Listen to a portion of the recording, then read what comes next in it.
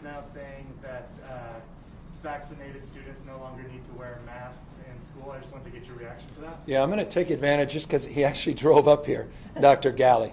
And I'll amplify Dr. Ghaly's message. He'll talk a little bit more detail about when we are going to put out the guidelines as it relates to requirements pursuant to the CDC announcements. We've been working, so you know, very closely with the CDC over the course of the last number of months.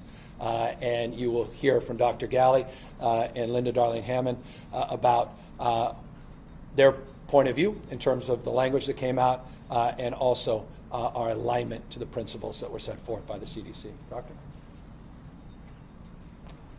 Thanks, Governor, and thanks for the question. Yes, we've been eagerly awaiting the CDC's recommendations that were released this morning.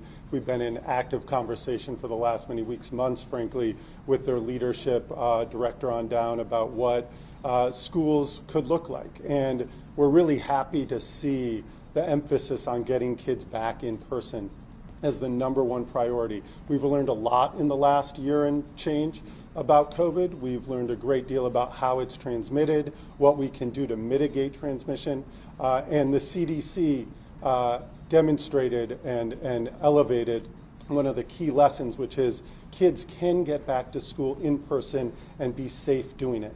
And we believe that in California. We've learned from our own experiences here. We've learned from places abroad about the importance and the ability, the capability. Not only is it possible, we can do it here in California. So CDC today laid out a number of layers of mitigation strategies that we've been talking about: masking, testing, other strategies. And in California, we believe that with masking and with testing as an available option, that we can get kids back here in person 100% in our schools.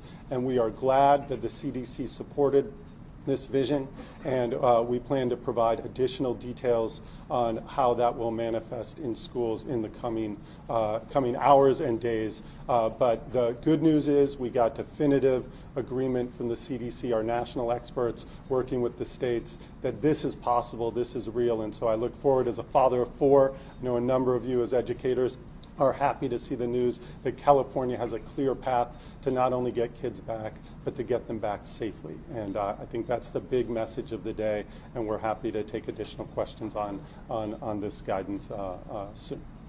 So there will be more testing still to follow, even though you've been vaccinated, for teachers and students? So testing really focused on making sure that we have it available for all schools to be able to help us be prepared to watch outbreaks, to make sure that we're tracking transmission and potential increase in cases in schools. This has been a valuable tool, not just to help us at an individual student level, teacher level, community level, but also helps us understand the trajectory of transmission, which a key feature is understanding that as transmission is increasing in an area, in a community, at a specific school potentially, that it calls us to do additional mitigating things. So the CDC emphasized today, California agrees, having a robust testing program, and thankfully we've spent the last year and change building that testing program across the state, across our schools, that it should be and will be available across California schools. It should be all free for the students and teachers?